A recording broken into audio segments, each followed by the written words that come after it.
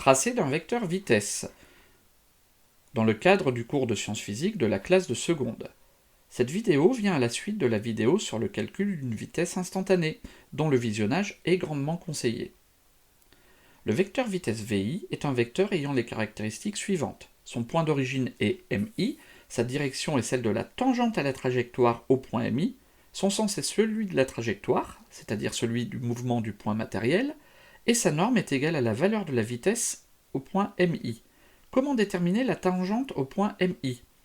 Pour cela, on va tracer le vecteur MI-1, MI plus 1. La tangente à la trajectoire en MI est la droite parallèle à ce segment qui passe par MI. Le vecteur VI sera donc porté par cette droite. Quelle sera la longueur du vecteur VI? Pour le savoir, il est nécessaire de choisir une échelle. On prendra par exemple 1 cm pour représenter une vitesse de 1 mètre par seconde.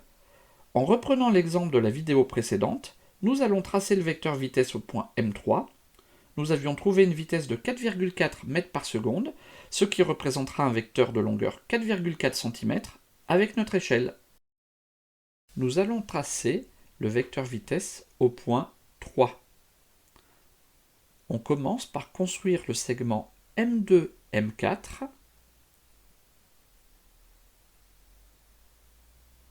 puis on va tracer la droite parallèle à M2, M4 qui passe par M3.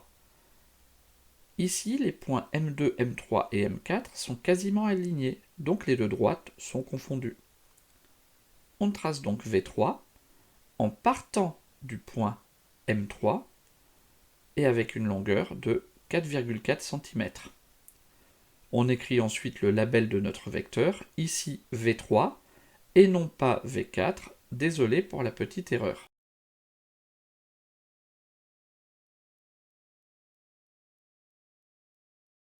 À bientôt pour une prochaine vidéo.